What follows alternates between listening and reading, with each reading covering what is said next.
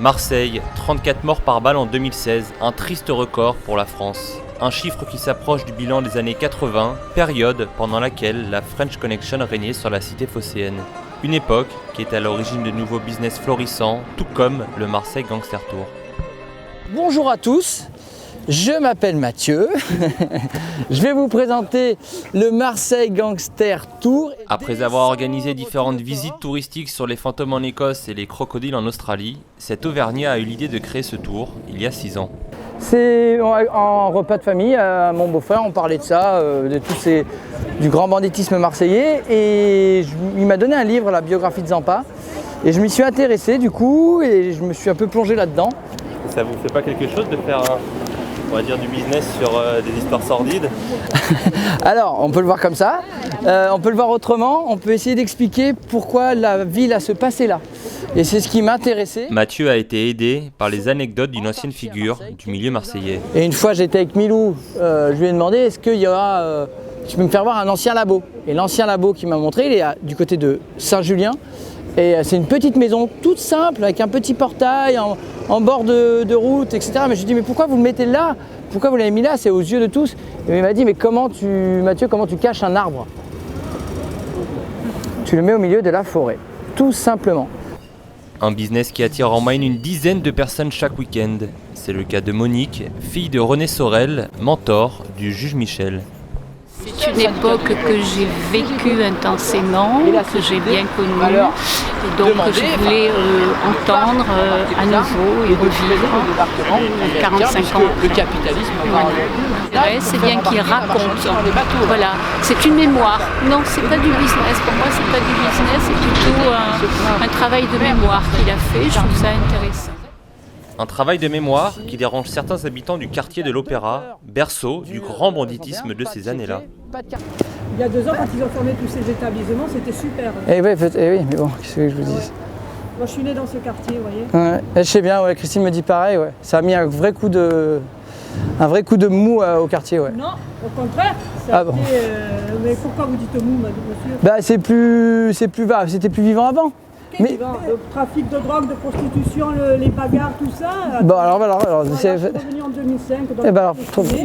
Parfait. Ils ont fermé il y a 2 ans, ça a été le paradis.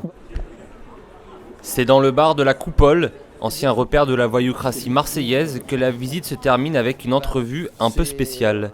Émile Diaz dit Milou, ancien caïd marseillais, revient sur son histoire. Vous pensez ce que vous voulez de moi, il n'y a pas de problème. Les gens, ils ne sont pas obligés de penser du bien, hein. Bien entendu. J'ai fait les pires conneries dans ma vie. Et ça n'a pas duré un jour, ça a duré 50 ans. Né à Marseille en 1943, Milou grandit dans le quartier de la Belle de Mai. Il est élevé par sa famille maternelle, proche des Colonna et Venturi, les clans de l'époque. Fiché au grand banditisme dès 1962, il va en prison pour la première fois en 1974. Des premiers vols au trafic d'héroïne, Émile Diaz a tout connu. Les frères Guérini, Tani Zampa, Francis le Belge ou encore le juge Michel. Après sa sortie de prison en 2006 pour trafic de cocaïne, l'idée lui vient de faire de son passé un business. Je suis sorti de prison, donc j'ai fait le livre et ça a bien marché, ça a marché. Ça se vend toujours, quoi. Ça continue, pas... Bon, 200 par-ci, il y a des réimpressions, vous voyez. Un livre dans lequel Milou retrace ses 50 ans dans le milieu. Un univers violent, régi par les règlements de compte sur fond de trafic de drogue. Voilà, là on est dans un endroit, ça s'appelle le Canet. Ils étaient venus chercher, je crois, 80 kilos pour un voyage aux États-Unis. Et ces 80 kilos n'étaient pas là, bien entendu. Et il y a eu, disons, 3 morts.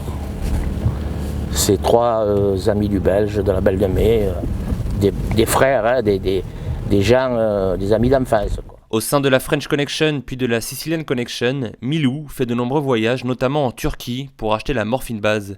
Elle sera ensuite transformée en héroïne quasi pure dans des laboratoires clandestins en plein Marseille. Vous voyez, ça a tout changé. C'était tout des villas, ça. Et rien que dans ce quartier, vous aviez 5 labos qui étaient groupés. Par exemple, là-bas, il y avait 3 villas, 3 labos. Il y avait une 50aine de villas. Et là, vous en avez un, elle est restée celle-là. Vous voyez ? Le quartier a été complètement rasé, ils ont fait des immeubles, voilà. Là aussi, il y avait des villas. C'était des petites rues très étroites. Aujourd'hui, c'est des grandes rues. Mais on voyait arriver la police, si toutefois il y avait, une opération de police, on les voyait arriver d'en bas. En plus, on est sur un mont ici, on est à la même hauteur que la Vierge de la Garde. Règlement de compte, trafic de stupéfiants, un milieu sans foi ni loi. Pourtant, des amitiés se sont créées. Le Matou, c'est quelqu'un de merveilleux, de bien. C'est quelqu'un qui a toujours, été à la hauteur. C'est un seigneur. C'est un mec très bien, vous voyez, le Matou. Et moi, j'ai du respect pour ce mec. Né en 1929, Jacques Imbert se lie d'amitié avec Thani Zampa dans les années 50. Quelques années plus tard, il est fiché au grand banditisme. Le 1er février 1977, il se fait tirer dessus par 3 hommes et est laissé pour mort sur le parking de sa résidence à Cassis. Retiré des affaires, il vit actuellement au Maroc. Son épouse Christine, de 41 ans sa cadette, tient à Marseille dans le quartier de l'Opéra, un salon d'esthétique qui porte le nom de son mari. C'est bien, c'est bien. C'est bien. Allez, viens.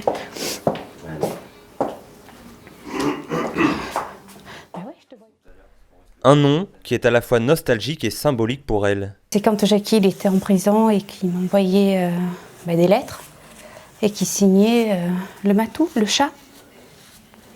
D'où est venue l'idée de créer une marque à l'effigie de Jackie, entre guillemets. C'est surprenant, mais je trouve le logo, le nom, c'est amusant, même si on ne sait pas ce qu'il y a derrière, donc c'est ce qui est intéressant. Ensuite, quand on le fait, c'est original. Le Matou, un personnage, une histoire qu'elle a déclinée sur différents supports. T-shirts, sacs, polos, casquettes, le Matou est aussi une marque de vêtements. Je travaille avec Jean-Luc Sastre qui s'appelle, et je lui avais dit de me faire le Matou et de le mélanger avec mon aîné. Le Matou of Marseille, c'est les femmes, parce que Jackie a toujours aimé les femmes. Et Marseille, bien sûr, parce que il a vécu là, et le logo du chat. Et là, on s'est basé les femmes, les chevaux et les voitures. Voilà. Un mari qui lui a permis de fréquenter le monde du show business. D'agréables souvenirs qui ne lui manquent pas pour autant. C'était la belle vie et beaucoup de gens le regrettent, regrettent ce milieu, ce système. Ça vous manque? Non. Pourquoi? Parce que vous vous apercevez de la vraie vie, quoi. Je veux dire, c'est la poudre de perlimpinpin et tout ça. Parce qu'à la base, ce ne sont pas des amis à moi, c'est des amis à Jackie. Ça a été des rencontres formidables dans ma vie. Je ne peux pas cracher dessus, mais je veux dire, non, et puis il faut rester soi-même, je veux dire, égal à soi-même. Des voyous que Denis Trocero connaît bien. Chef du service justice et faits divers de la Provence, il suit ce milieu et ses acteurs depuis plus de 30 ans. Je l'ai pas entendu à l'audience. Non mais en audience, je pense qu'il faut que je le Un univers qui, selon lui, impacte la nouvelle génération. Il y a une imagerie collective, il y a une image d'Épinal autour du milieu marseillais.